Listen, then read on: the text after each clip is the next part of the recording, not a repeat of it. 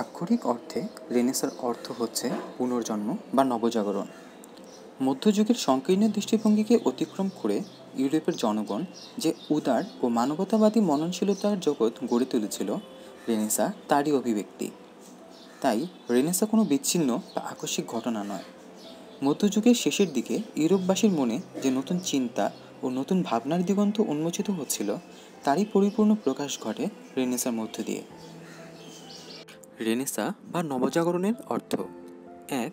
ইহজাগতিকতা, অর্থাৎ পরলোকের চিন্তাভাবনা থেকে ইহলোকের চিন্তাভাবনার দিকে সরে আসা। ২. মানবতাবাদ, অর্থাৎ ধন সম্পদ মানুষকে শ্রম সচেতন করে তোলে, সেই সাথে আত্মসচেতন, ফলে মানবিক গুণাবলী বিকশিত হওয়ার মানবতাবাদ সৃষ্টি হয়। ৩. ব্যক্তি স্বাতন্ত্র্যবাদ, ব্যক্তি স্বাধীনতা তথা গণতান্ত্রিক ধারণার জন্ম দেয়। ৪. সৌন্দর্যবোধ, মুক্তির লক্ষ্য সৌন্দর্যের আরাধনা, মানবদেহের ও প্রাকৃতিক সৌন্দর্য থেকেই সৌন্দর্যবোধের সৃষ্টি। ৫. বিজ্ঞান মনস্কতা, অর্থাৎ পর্যবেক্ষণ ও পরীক্ষণলব্ধ জ্ঞানই প্রকৃত জ্ঞানের উৎস। ৬. শ্রমের মর্যাদা দান। ইউরোপীয় রেনেসাঁর শুরু ইটালিতে ১৫শ শতকের শেষ ভাগে। ক্রমবিকাশের ধারায় পরবর্তী ৪০০ বছর ধরে এই প্রভাব ছড়িয়ে পড়ে সমগ্র ইউরোপে। ১৬শ শতকের প্রথম ভাগে ফরাসি এবং দক্ষিণ জার্মানিতে, শেষ ভাগে ভেনিসে। ১৭শ শতকের শুরুতে ইংল্যান্ডে এবং শেষ ভাগে হল্যান্ডে। ১৯ শতকে ইংল্যান্ডের শিল্প বিপ্লব এর চূড়ান্ত বিকাশ বলে ধরে নেওয়া চলে। রেনেসাঁর ফলে শিল্প ও সাহিত্যে সূচিত হয় বিপ্লব, যার ফলশ্রুতিতে নতুন চিত্রকল্প, রূপকল্প, নতুন মূল্যবোধের উন্মেষ ঘটে। শিল্পক্ষেত্রেই প্রথম রেনেসাঁর শুরু। বহু শতাব্দী ধরে শিল্পের যে ধারাবাহিকতা চলে আসছে, মধ্যযুগীয় শিল্পে প্রাচীন ধারার গঠন, পাঠন, বিশ্লেষণের ভেতর দিয়ে সে ধারাবাহিকতা পরিপূর্ণতা লাভ করে। রেনেসাঁ ইতালিতে শুরু হয়েছিল। ফ্লোরেন্স শহরে এর মূল সূত্রপাত ঘটে। মিলানের রাজা ফ্লোরেন্স দখলের হুমকি দিলে ইতালির নাগরিকরা একটি সাংস্কৃতিক প্রতিরোধ গড়ে তুলতে লাগলো। এ সময় তারা তাদের শিল্পচর্চার শেকড় অন্বেষণ করতে গিয়ে তাদের শিল্পচর্চার সূতিকাগার গ্রিক শিল্পকলার সন্ধান লাভ করে। এ সময় গ্রিক শিল্পচর্চা ও দর্শন চর্চা শুরু হয়। প্লেটোর আদর্শ নিয়ে প্লেটোনিক সোসাইটি তৈরি হয়। ইতালিতে এ সময় Florence, Milan, Venice, Rome, Genoa ইত্যাদি নগররাষ্ট্র দ্বারা স্বতন্ত্রভাবে পরিচালিত হতো। ফ্লোরেন্সে এ সময় মেডিসি পরিবার বেশ আর্থিকভাবে সচ্ছল হতে থাকে এবং এই পরিবারটি তখন সার্বিকভাবে শিল্পীদের পৃষ্ঠপোষকতা করে গেছেন। মেডিসি পরিবারের তত্ত্বাবধান ও পৃষ্ঠপোষকতার ইতালির শিল্পীরা কারিগর থেকে শিল্পী হিসেবে মর্যাদা পেল।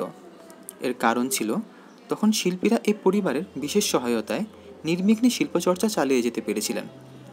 মেডিসি পরিবারের এই বিপুল অর্থ উপার্জনের কারণ ছিল নৌবাণিজ্যের উৎপত্তি। ১৫শ সেঞ্চুরিতে নৌবাণিজ্য শুরু হয়। ইটালি ছিল ইউরোপের গেটওয়ে, ফলে এশিয়া থেকে ভূমধ্যসাগর হয়ে সহজেই ইউরোপের ইটালিতে প্রবেশ করা যেত। এ সময় তারা মসলিন, সিল্ক, গহনা এগুলো প্রাচ্য থেকে ইটালিতে বিক্রি করে প্রচুর মুনাফা লাভ করে। তারা উল ব্যবসাও করে। এত টাকা ব্যবহার করে তারা 15th সেঞ্চুরিতে প্রথম মেডিসি ব্যাংক গঠন করে। মেডিসি পরিবারের পৃষ্ঠপোষকতায় প্রথম প্রিন্টিং প্রেস গঠন করা হয়। এ সময় গ্রিক বহু বই ইটালি ভাষায় অনুদিত হতে থাকে, ফলে পাবলিক লাইব্রেরি প্রথাও এ সময় থেকে শুরু হয়। মূলত শিল্পকলার এক নতুন দ্বার উন্মোচিত হয় এই পরিবারের বহুল পৃষ্ঠপোষকতায়। শিল্পীদের কাজে ইন্টেলেকচুয়াল কোয়ালিটি প্রকাশ পাওয়া শুরু হলো। শিল্পীরা নিজস্ব মনন ও চিন্তনকে এক করে শিল্প সৃষ্টি করতে লাগলো। এর আগে গিল্ড প্রথা বা সবাই একসাথে কাজ করত, ফলে ব্যক্তিশিল্পীর কোনো নিজস্ব আইডেন্টিটি ছিল না। ইতালির রেনেসাঁ যুগের শিল্পকলা একটি বিরাট স্থান জুড়ে আছে। তবে এই রেনেসাঁকে মোটামুটিভাবে 3 যুগে ভাগ করা যায়, যথা 1. প্রোটো রেনেসাঁ বা ত্রেসেন্তো যুগ, 2. আর্লি রেনেসাঁ বা কোয়াত্রেসেন্তো যুগ, 3. হাই রেনেসাঁ বা সিনকুয়েসেন্তো যুগ। প্রোটো রেনেসাঁ বা ত্রেসেন্তো যুগ। এ সময় বাইজেন্টাইন স্টাইলে অঙ্কিত 2 জন উল্লেখযোগ্য শিল্পীর নাম পাওয়া যায়। 1. চিমাবুয়ে, 2. ডুচ্চিও। তারা উভয়ই মূলত ধর্মীয় ছবি অঙ্কন করতেন, তবে মা ও শিশু নিয়ে ম্যাডোনার কিছু চিত্রও দেখতে পাওয়া যায়। চিমাবুয়ে ও ডুচিও মূলত তাদের ঐতিহ্যগত চিত্রগুলোই তুলে ধরতেন। জোত্তু প্রোটো রেনেসাঁর সময়কালীন সবচেয়ে বিখ্যাত ও উল্লেখযোগ্য শিল্পীর নাম জোত্তু। তিনি একজন ফ্লোরেন্টাইন শিল্পী ছিলেন। জোত্তুই সর্বপ্রথম 3D ফিগার অঙ্কনে সক্ষম হয়েছিলেন। তার ফিগারের মুখমণ্ডলগুলোতে বেশ অনেকগুলো অভিব্যক্তি প্রকাশ পেত। চিত্রকলা জোত্তুর অবদানের মধ্যে রয়েছে 1.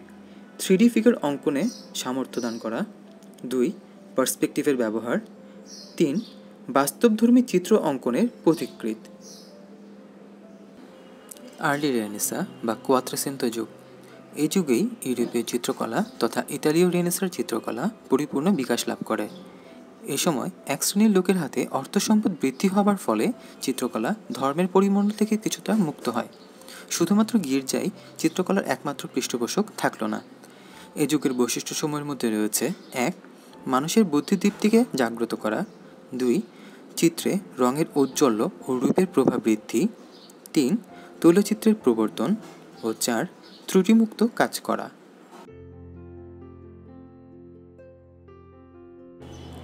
গিলবার্তি মূলত রোমানেক্স ধারার শিল্পী ছিলেন। বাপেস্ট্রি অফ সেন্ট জোন্সে করা দুটি বিখ্যাত স্থাপত্যকর্ম রয়েছে তার। দরজায় ব্রোঞ্জের নকশা করা ধর্মীয় ছবি দেখতে পাই। দরজাগুলোতে তিনি নগ্নদেহ ও ছোট ছোট ভাস্কর্য করেছেন ক্লাসিক স্টাইলে।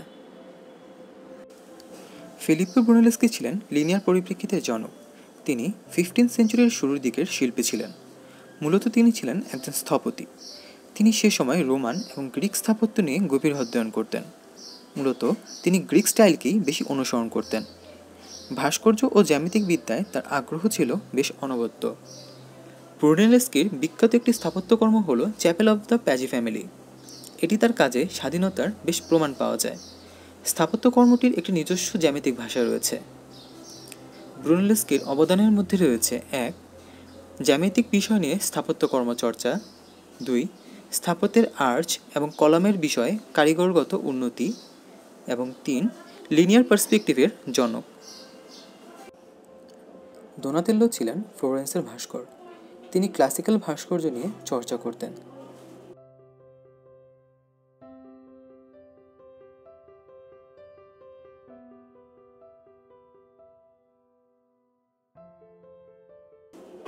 অবদান 1. তিনি সর্বপ্রথম ফ্রিস্ট্যান্ডিং স্কাল্পচার তৈরি করেন। এর আগে রিলিফ প্রক্রিয়ায় কাজ করা হতো। 2. স্কাল্পচারের গ্রামারগুলো ফর দ্য ফার্স্ট টাইম আমরা দোনাতেল্লোর কাজে দেখতে পাই। ইতালীয় রেনেসাঁর যুগে ম্যাসাচিও ছিলেন একজন উল্লেখযোগ্য শিল্পী।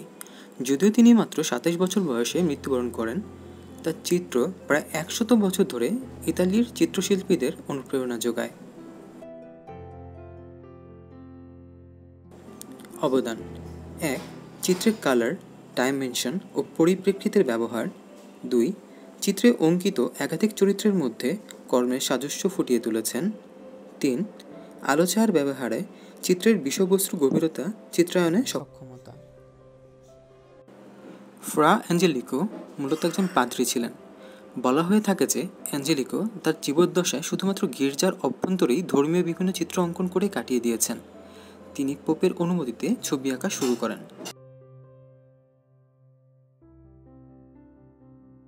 অবদান 1. 3D ও রিয়েলিস্টিক কাজে তার অবদান অনেক। 2. ধর্মীয় বিভিন্ন চিত্র গির্জার দেয়ালে অঙ্কন। ফ্রা লিপ্পো লিপ্পি কোনো একটি ধর্মীয় সদস্য দলের অন্তর্ভুক্ত ছিলেন, কিন্তু তার দলে তার অঙ্কিত চিত্র মানবিক রূপ পরিগ্রহ করতে বাধাগ্রস্ত হয়নি। তার চিত্রে সাধুদের ও ম্যাডোনার চরিত্র অঙ্কন করতে তিনি ফ্লোরেন্স শহরের সাধারণ মানুষকে মডেল হিসেবে ব্যবহার করেছিলেন। তিনি যিশুর ছোটকালের চিত্র অঙ্কন করেছেন দুরন্ত শিশুরূপে। অবদান 1. চিত্রের অন্তর্ভুক্ত চরিত্রগুলোর মনস্তাত্ত্বিক বিশ্লেষণকে ফুটিয়ে তোলা। 2. সর্বপ্রথম শিল্পী যার চিত্রে অঙ্কিত চরিত্রের মুখমণ্ডল আত্মার দর্পণরূপে চিত্রিত হয়েছে। ইতালীয় আর্লি রেনেসাঁ বা কোয়াত্রোসেন্তো যুগের শিল্পীদের মধ্যে যে সকল শিল্পীদের নিয়ে আলোচনা করা হয়েছে তারা উল্লেখযোগ্য। তাদের চেষ্টা ও জানার ইচ্ছায় ইতালিতে কোয়াত্রোসেন্তো যুগের আবির্ভাব। এ সময় শিল্প পরবর্তীতে একটি ইন্ডিপেন্ডেন্ট আর্ট হিসেবে চর্চা হতো। রেনেসাঁর এ সময় শিল্পীরা ইন্ডিভিজুয়াল আর্টিস্ট হিসেবে পরিচিত পেল। এর সবথেকে বড় কারণ ছিল ইন্টেলেকচুয়াল প্র্যাকটিস। এ সময়ের অন্যান্য অর্জনের সাথে সবথেকে বড় অর্জনগুলো হলো 1. Development of linear perspective, 2 understanding of light, 3 সার্থকভাবে ম্যাডোনা অঙ্কন। হাই রেনেসা বা সিনকুয়েসেন্তো যুগ। আর্লি রেনেসা গড়ে উঠেছিল ফ্লোরেন্স কেন্দ্রিক, আর হাই রেনেসা গড়ে উঠেছিল রোম কেন্দ্রিক। এ সময় ফ্লেমিশ আর্টিস্টরা সর্বপ্রথম তেল রং ব্যবহার শুরু করে। রবার্ট ক্যাম্পি প্রথম অয়েলের ব্যবহার শুরু করেন। তেল রঙের পিগমেন্টগুলো জাহাজে করে প্রাচ্য থেকে আসতো। ভেনিসে এর বড় বাজার ছিল। এ সময় ভেনিসে প্রথমবারের মতো ফ্রেস্কোর বদলে ক্যানভাসের ব্যবহার শুরু হয়। এর মূল কারণ ছিল ফ্রেস্কোর চেয়ে ক্যানভাসে ছবি আঁকা বেশি দিন স্থায়ী হয়। ক্যানভাসের প্রচলন হয় নৌকা বা জাহাজের পাল হতে। সে সময় বড় বড় ভিলাতে প্রকৃতি আঁকা হতো। ভেনিসে সর্বপ্রথম ল্যান্ডস্কেপ পেইন্টিং শুরু হয়। সর্বোপরি এ সকল উন্নতি সাধনের পেছনে বেশ কিছু শিল্পীদের নাম উল্লেখযোগ্য। শিল্পীদের প্রতি সকলের দৃষ্টিভঙ্গির পরিবর্তন এবং মানবতাবাদের উন্নয়ন, ফ্লেমিশ অনুপ্রেরণা, পোপদের রক্ষণশীল দৃষ্টিভঙ্গির বাধা দূর হওয়া সহ নানাবিধ কারণে ইটালিতে বেশ কয়েকজন উল্লেখযোগ্য শিল্পীর জন্ম হয়। ম্যাসাচিওর বিখ্যাত ছাত্র সান্দ্রো বত্তিচেল্লি তার গুরুর চিত্রপদ্ধতির মাধ্যমে মনস্তাত্ত্বিক বিশ্লেষণের পদ্ধতিতে আরও এগিয়ে যান।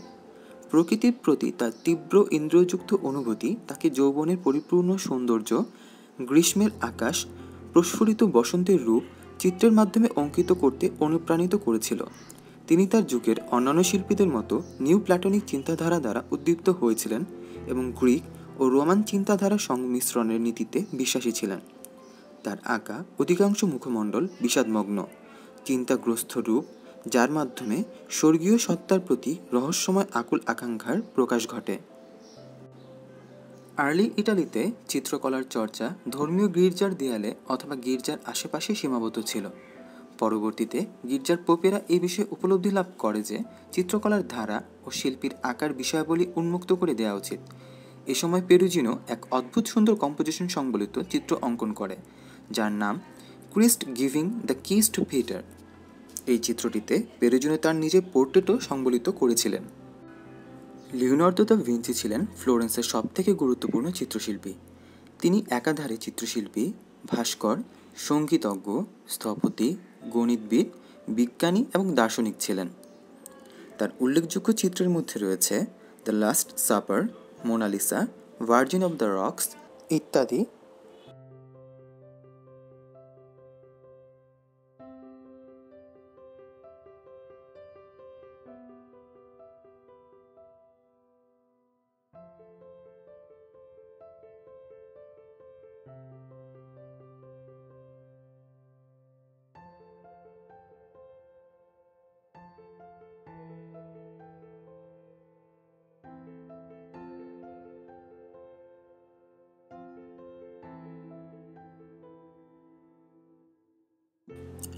রেনেসায় ভিঞ্চির অবদানের মধ্যে রয়েছে 1 অ্যানাটমি এর জনক, 2 ধর্মীয় দৃশ্যের বাইরে প্রকৃতির অদ্ভুত ও অবাস্তব রূপ অঙ্কন, 3 অঙ্কিত চরিত্রকে জ্যামিতিক কম্পোজিশনে স্থাপন, 4 মনস্তাত্ত্বিক বিশ্লেষণ করে চিত্র অঙ্কন, 5 বিষয়বস্তু নির্বাচনে সজাগ দৃষ্টিভঙ্গি, 6 হিউম্যান এক্সপ্রেশনগুলোর ইমোশনকে অনুসরণ করে চিত্র অঙ্কন, 7 এরিয়াল পার্সপেক্টিভের জনক।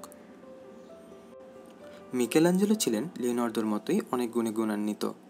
শিল্পকলার জগতে তার অবদানও বিশাল। তিনি চিত্রশিল্প, ভাস্কর্য ও স্থাপনা শিল্পে সমানভাবে দক্ষ ছিলেন।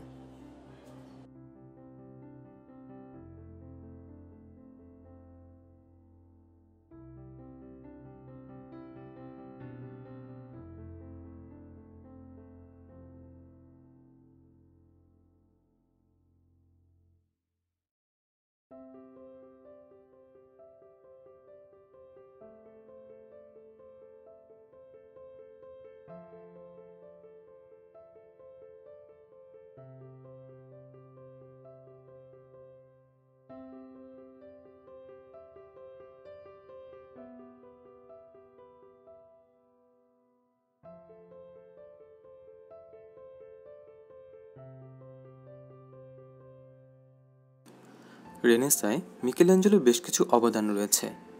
1 মানুষের বেদনা এবং মাহাত্ম্যকে তিনি তার চিত্রের প্রধান বৈশিষ্ট্য রূপে গণ্য করতেন। 2. সেন্ট পিটার্স গির্জার সিস্টিন চ্যাপেলের সিলিং ও দেয়ালে অঙ্কিত ফ্রেস্কো। 10,000 স্কোয়ার ফিট জায়গায় 343টি ফিগার, যার প্রতিটির উচ্চতা কমপক্ষে 10 ফিট। এগুলোতে তিনি সৃষ্টির আদি থেকে ধ্বংস সব পর্যায়ে চিত্র অঙ্কন করেছেন। 3. অঙ্কিত চিত্র ও ভাস্কর্যগুলোতে মানবতাবাদকে প্রাধান্য দিতেন। 4. তার ভাস্কর্যের একটি বড় অংশ ছিল সমাধিসৌধ নির্মাণকে কেন্দ্র করে। 5. সুদর্শন পুরুষ ও ফ্রি স্ট্যান্ডিং স্কাল্পচার তৈরিতে তিনি অনবদ্য ছিলেন। 6. বড় প্রস্তরখণ্ড কেটেও তিনি অদ্ভুত সুন্দর সব ভাস্কর্য তৈরি করেছেন। রাফায়েল ছিলেন রেনেসাঁস যুগের অন্যতম প্রধান শিল্পী। তিনি নিখুঁত ও সৌন্দর্যময় চিত্রকর্মের জন্য বিখ্যাত ছিলেন। তার পিতা জিওভানি দা সান্তিও ছিলেন একজন চিত্রশিল্পী ও স্থপতি। তবে রাফায়েল 37 বছর বেঁচে ছিলেন মাত্র। বলা হয়ে থাকে যে মাত্রাতিরিক্ত কাজ করতে করতেই তিনি মারা যান।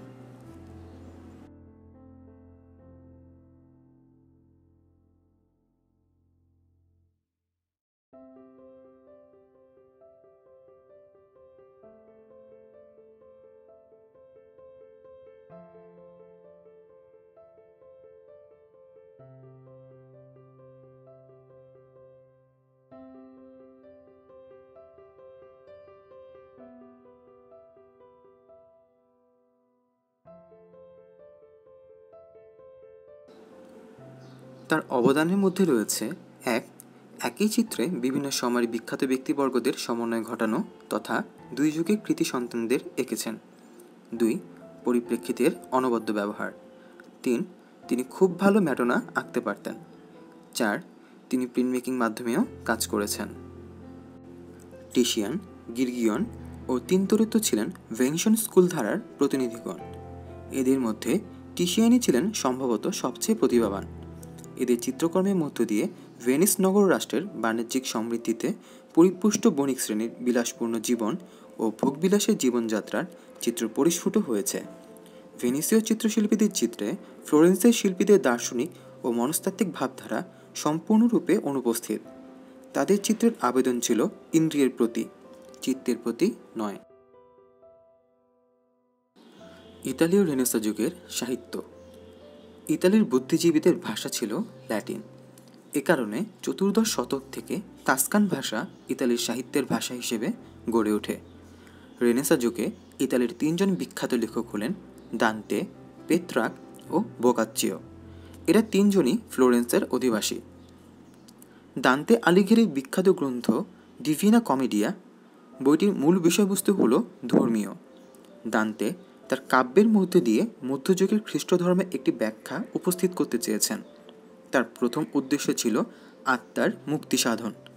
রেনেসাঁর কাব্য ও সাহিত্যের অন্যতম প্রধান বৈশিষ্ট্য হল মানবিকতা, এবং ইতালির সাহিত্যে এই মানবিকতাকে প্রথম এনেছিলেন দান্তে। তিনি ছিলেন রেনেসাঁ সাহিত্যের অগ্রদূত। পেত্রাকের কাব্যে মানবিকতার বাণী দান্তের কাব্যের থেকেও জোরালোভাবে উপস্থিত। 300 সনেট ও 49টি ওড সম্বলিত তার কাব্যগ্রন্থে তিনি মধ্যযুগের স্কলাস্টিক ধারণা ও দান্তের রূপকে পরিহার করে মানবিকতা ও ইহজাগতিকতাকে আরও স্পষ্টভাবে তুলে ধরেছেন।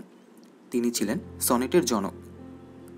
বোকাচ্চিও ছিলেন ইতালির প্রথম গদ্য লেখক। তার বিখ্যাত গ্রন্থের নাম ডিক্যামেরন। এই গ্রন্থে 100টি গল্প সমন্বিত রয়েছে। গ্রন্থটি ভদ্রতা, দয়া, মানবিকতা প্রভৃতি মানবিক গুণগুলোকে উচ্চে তুলে ধরেছে। শেক্সপিয়ার, গোটে ও টেনিসের মূল প্রেরণার উৎস ছিলেন বোকাচ্চিও। এর পর হতে গ্রিক রোমান ভাষায় সাহিত্যচর্চা হতে লাগল। 15 শতকের শেষার্ধ থেকে 16 শতকের মাঝামাঝি পর্যন্ত সময় রচিত হয় ইটালির মহাকাব্য, নাটক, চারণগীতি ও ইতিহাস। রেনেসাঁর সময়ে রচিত ইতিহাস। রেনেসাঁ যুগের ইতিহাসে বস্তুনিষ্ঠ দৃষ্টিকোণ থেকে ঘটনার পর্যবেক্ষণ করা হয়েছে। ম্যাকিয়াভেলি ছিলেন এ যুগের সর্বশ্রেষ্ঠ ঐতিহাসিক। লরেঞ্জো ডি মেডিসির মৃত্যুকাল পর্যন্ত সময়ের ফ্লোরেন্সের ইতিহাস রচনায় তিনি সর্বপ্রকার ধর্মীয় ব্যাখ্যা বর্জন করে মানব জীবনকে নিয়ন্ত্রণকারী প্রাকৃতিক নিয়মকে খুঁজে বের করতে চেষ্টা করেছেন। পরবর্তী ঐতিহাসিক ফ্রান্সিসকো গুইসিয়ার্দিনি তার বিশ্লেষণ পদ্ধতিকে আরও বৈজ্ঞানিক মনোভাবের পরিচয় দেন। মানুষের কার্যাবলীর বৈজ্ঞানিক ব্যাখ্যাদানের মাধ্যমে তিনি ইতিহাসের ঘটনাবলীকে পর্যালোচনা করেছেন। আরেকজন বিখ্যাত ঐতিহাসিক হলেন লরেঞ্জো ভাল্লা। তিনি কয়েকটি ঐতিহাসিক দলিলের অভ্রান্ততাকে চ্যালেঞ্জ করেন। রেনেসাঁর বিজ্ঞান। রেনেসাঁ যুগের মুক্ত দৃষ্টিভঙ্গি মানুষকে উদ্বুদ্ধ করেছিল প্রকৃতিকে, প্রাণী জগৎ, উদ্ভিদ, পশু পাখি, ফুল, গাছ, পাহাড় পর্বতকে পর্যবেক্ষণ করতে। এভাবেই প্রতিষ্ঠিত হয়েছিল বাস্তবভিত্তিক প্রাণী বিজ্ঞান, উদ্ভিদ বিজ্ঞান, জীবতত্ত্ব এবং ভূতত্ত্বের ভিত্তি। এ সময় বিজ্ঞানীরা শরীরের অভ্যন্তরীণ গঠনতন্ত্র নিয়ে আগ্রহী হলেন। রেনেসাঁ যুগের কারিগরি বিদ্যার বিশেষ অগ্রগতি ঘটেছিল ধাতুবিদ্যা, খনিবিদ্যা এবং রসায়নশাস্ত্রে। এ সময় যারা জ্ঞান চর্চা এবং বিজ্ঞানের অগ্রগতিতে উন্নতি সাধন করেছিলেন তারা হলেন দার্শনিক অ্যারিস্টটল, চিকিৎসাবিদ গ্যালেন এবং জ্যোতির্বিদ Claudius Ptolemy. Copernicus, Tycho Brahe, Kepler, Galileo ও প্রভৃতি বিজ্ঞানীও জ্যোতির্বিদেরা নতুন নতুন আবিষ্কার করতে লাগলেন। এভাবে রেনেসাঁ যুগের নতুন বৈজ্ঞানিক দৃষ্টিভঙ্গি মানব ইতিহাসের এই নতুন জাগরণকে সফল এবং সার্থক করে তুলেছিল।